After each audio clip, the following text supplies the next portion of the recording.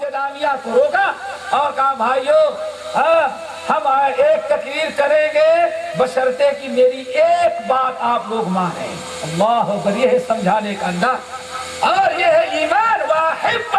واحب للناس ما تحب لنفسک تکون مسلما. اگر مسلمان بننا ہے تو صرف روزے نماز سے مسلمان نہیں بنو گے، اپنے لیے جو پسند کرتے ہو سامنے والوں کے لیے پسند کرو گے تب تم مسلمان بنو گے. مولانا مرشدی آئے اور کہا بھائیو ہم تمہاری تقریر ہم تقریر سنیں کہیں گے سنائیں کریں گے، شرط ہے کہ جو میں کہوں گا عمل کریں گے. پبلک نے کہا آپ ایک تقریر کریں ہم ہزار باتیں آپ کی سنیں گے. مولانا نے کہا نہیں بس ایک بات مان لو تقریر کرنا. چلو بھائی ایک ہی بات پڑھا. شیخ الاسلام آئے اسٹیج پر خطبہ پڑھا اور کہا پنجابی تھے تو بھائیو کیا بولتے تھے وہ بھائیو میں کچھ اپنی طرف سے نہیں کہوں گا، پیارے نبی کی جس پر ایمان ہم رب لائیں اس کی ایک نصیحت کروں گا، عمل کریں گے ضرور عمل کریں گے. حدیث پڑھی اللہ رسول نے فرمایا لا یؤمن احدکم حتی یحب لاخیہ ما یحب لنفسہ. اللہ کی قسم صحابہ کرام کو آپ خطاب کر رہے ہیں، اللہ کی قسم لا یؤمن احدکم، تم میں سے کلمہ پڑھنے والوں صحابہ کو خطاب کیا، جتنا آج تک تم نے کیا ہے جتنا کچھ کیا ہے اتنا سب تو کیے ہو، لیکن مسلمان بننے کے لیے ایک چیز اور رہ گئی ہے. وہ چیز کیا ہے؟ اللہ رسول کی حدیث لا یؤمن احدکم، تم میں سے کوئی آدمی اس وقت تک مسلمان نہیں بن سکتا، مومن نہیں بن سکتا. کب تک؟ حتی یحب لاخیہ ما یحب لنفسہ، جب تک کہ اپنے لیے جو پسند کرتا ہے وہی اپنے تمام مسلمان بھائیوں کے لیے پسند نہ کرنے لگے. پھر شیخ الاسلام نے دو چار باتیں بیان کی. بھائی کیا تم چاہتے ہو کہ تم سے کوئی حسد رکھے؟ پبلک نے کہا نہیں. تو کہا تم اپنے دل میں کسی کا حسد کیوں رکھتے ہو؟ آسان سی نصیحت ہے نا بھائی. کیا تم چاہتے ہو کہ تمہارا پڑوسی تم کو ستائے؟ ہرگز نہیں. تو تم اپنے پڑوسی کو کیوں ستاتے ہو؟ تم چاہتے ہو کہ تمہاری کوئی غیبت کرے چغل خوری کرے؟ ہرگز نہیں. تو تم کیوں بیٹھ کے چغل خوری کرتے ہو اپنے بھائیوں کی؟ کیا تم چاہتے ہو تمہارا مال کوئی غصب کرے؟ ہرگز نہیں. تو تم کسی کا مال کیوں غصب کرتے ہو؟ جب یہ ساری حدیث پر عمل نہیں کر لا یؤمن احدکم حتی یحب لاخیہ ما یحب لنفسہ، جب تک اس پر عمل نہیں ہوگا اہل حدیث ہونا تو جانے دو مسلمان بننا ہی مشکل ہے. لا یؤمن احدکم. اور میں سمجھتا ہوں سارا معاملہ آسان ہو جائے. اللہ اکبر. ہمارے بڑے بڑے لوگوں نے اس کی بڑی شرح کی لیکن ہم اس سے اضافہ نہیں کر سکتے. لیکن پھر بھی یہی کہوں گا میرے بھائیو آپ کسی کے متعلق کچھ سوچیں تو پہلے سوچیں، بلکہ آپ واللہ ذرا بتائیں آپ کیا چاہتے ہیں کہ دنیا آپ کی عزت کریں؟ آپ چاہتے ہیں نا؟ تو پہلے اپنی عزت کرانے کے بجائے دوسروں کی عزت کر کے دیکھو لوگ کرتے ہیں نہیں کرتے. دنیا آپ یہ چاہتے ہیں کہ آپ جائیں سامنے کوئی مسلمان نظر آئے تو السلام علیکم سلام کرنے میں وہ پہل کرے. تو ایسا کیوں نہیں کرتے کہ آپ ہی سلام کرنے میں پہل کر دیں؟ آپ یہ چاہتے ہیں کہ آپ کے ساتھ کسی نے گستاخی کیا تو 10 مرتبہ آ کر کے گردن جھکائے وہ آپ سے معافی مانگے. تو بھائی آپ بھی تو کبھی سوچے کہ ہاں ہم نے کسی کا دل دکھایا ہم بھی معافی مانگے. میرے بھائیو واللہ ابھی کل اورنگ آباد میں نے ایک واقعہ بتایا. مسلمان ہوتے کیسے ہوتے ہیں. ابھی رات کو میں نے اورنگ آباد میں بتایا سہل بن عبداللہ جو ہیں ان کے پڑوس میں ایک ہندو رہتا تھا. کون رہتا تھا؟ ہندو. آج تو ہندوستان میں کچھ سرپسند ایسے پیدا ہو گئے جن کو ملک کی ترقی کی فکر نہیں، صرف ہندو مسلم کو لڑانے کی فکر. کیا کہہ رہے آپ؟ ہے نا بھائی؟ ہے کہ نہیں ہے؟ ملک کی ترقی کے بارے میں نہیں سوچتے ہیں. سمجھئے نا؟ باپ بھی راضی تھا، دادا بھی راضی تھا، پردادا بھی راضی تھا. اور ایک پکا ہندو بھی نہیں، آج ایک نئی چیزیں لے کر کے آئے گا، طرح طرح کے مفاسد۔ ہم یہ کہنا چاہتے ہیں کہ اسلام نے کیسی رواداری بتائی تھی۔ ذرا قبر کھودو اور اپنے دادا پردادا کو اٹھا کے پوچھو، یہ ہندو مسلم آپ اور آپ پڑوسی مسلمان دونوں رہتے تھے، آپس میں لڑتے تھے کہ نہیں لڑتے تھے؟ تو شاید چاہے مسلمان کا دادا ہو یا ہندو کو تھپڑ مارے بے ایمان اپنے پڑوسی سے لڑتا ہے، ہم دونوں تو ساتھ رہتے تھے، کبھی نہیں لڑے تھے۔ کیا خیال ہے آپ لوگوں کا؟ یہی ہے نا؟ کتنے افسوس کا مقام ہے۔ سہل بن عبداللہ تستری رحمۃ اللہ علیہ بیمار ہیں، پڑوس میں ہندو رہتا تھا، کچھ مجبوری رہے ہوگی ہندو کی، گھر تنگی پریشانی غریب۔ پرانے زمانے میں دیکھے ہوں گے موٹے موٹے پائپ ایسے لٹکا دیے جاتے تھے اوپر کا کچرا اور گندگی آنے کے لیے۔ اب آج کل تو انڈر گراؤنڈ ہوتی ہے نا سر، یہ دیوار توڑ کر کے بچوں کا سنڈاس، عورتیں قضائے حاجت کرتی کبھی گندگی۔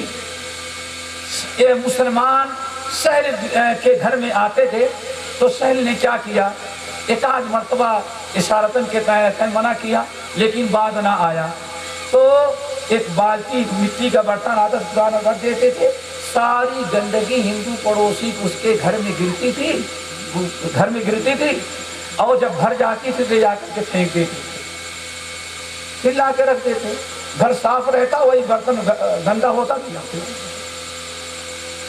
جب مرض الموت میں آئے اور ڈاکٹروں نے علاج معالجہ سے جواب دے بھائی اب تو کوئی امید اور توقع نہیں ہے بچنے کی، انہوں نے فوراً غیر مسلم ہندو پڑوسی کو بلایا، کہا بھائی دیکھیں 20 سال سے یہ تمہارے گھر کا گندا پانی، 20 سال، کتنے سال سے؟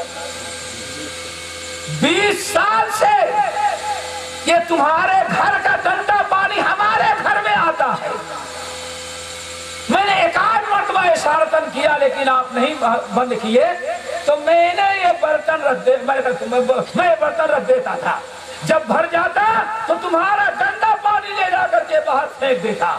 میں نے تم سے کبھی لڑائی نہیں لڑی لیکن 20 سال سے میں برداشت کیا اور اب اندازہ لگ رہا ہے شاید میں زندہ نہ رہ سکوں، تو پتہ نہیں میری اولاد صبر کر سکے یا نہ صبر کر سکے، اس لیے بہتر ہے کہ آپ اپنی اصلاح کر لیں، اپنا گندا پانی باہر نکال دیں، اس کو بنا دیں تاکہ ہمارے گھر میں گندا پانی نہ آئے۔ وہ ہندو غیر مسلم بت پرست سوچتا ہے 20 سال، کہا 20 سال سے یہ ہے، تم بتاؤ کب لگایا تم نے؟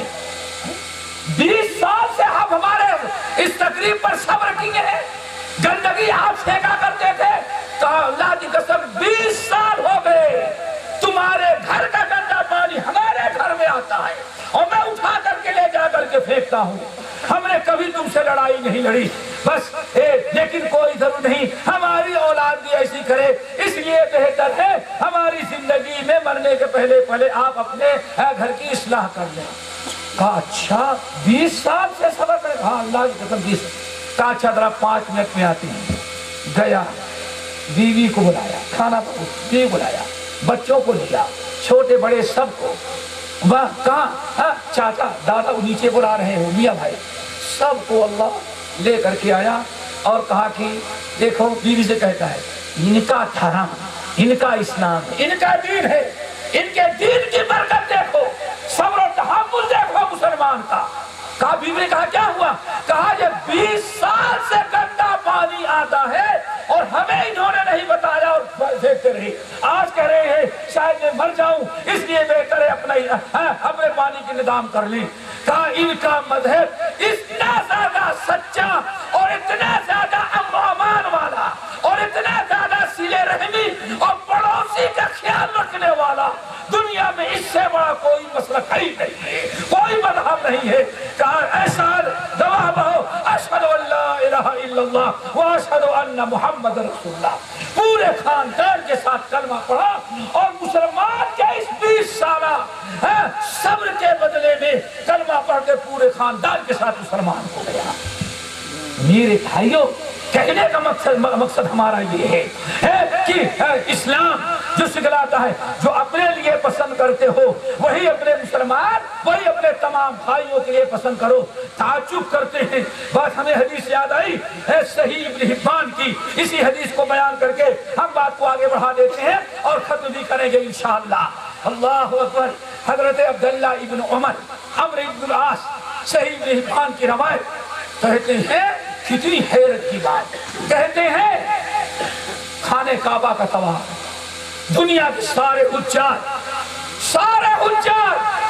مکے میں آئے ہوئے ہیں. خانہ کعبہ کا طواف ہو رہا ہے. کچھ لوگ نفلیں پڑھ رہے ہیں کچھ لوگ دعاؤں میں ہیں.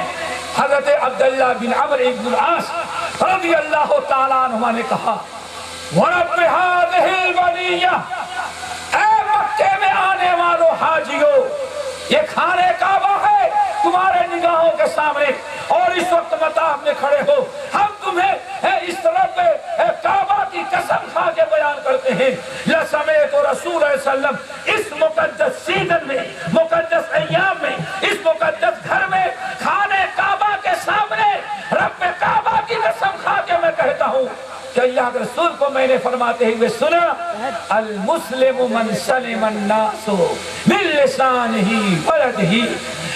اللہ کے رسول کو میں نے فرماتے ہوئے سنا مسلمان آدمی اس وقت بنتا ہے جب مسلمان کے شر ہاتھ مسلمان کے ہاتھ اور مسلمان کے زبان کے شر سے سارے لوگ اپنے آپ کو امن و امان اور محفوظ سمجھتے ہو. لوگوں کو تکلیف دینے والا لوگوں کو ایذا دینے والا لوگوں کو ستانے والا یہ کبھی جو ہے مسلمان نہیں ہو سکتا. صحیح بخاری کی روایت المسلم من سلم المسلمون من لسانہ ویدہ او کما قال علیہ السلام. مسلمان وہ ہوتا ہے جو اپنے ہاتھ اور زبان کے شر سے کسی کو تکلیف نہ دیتا ہو. اگر کوئی نکلتا ہے اسکول اور کالج جانے کے لیے تو بیچ مسلم محلے سے جانا پڑتا ہے. اللہ اکبر. تو اس ہندو نے اس وقت جو تقریباً رہا ہوگا تقریباً 90-95 سال کا اس نے کھڑے ہو کر کے جو بات کہی کبھی میں بھلا نہیں سکتا.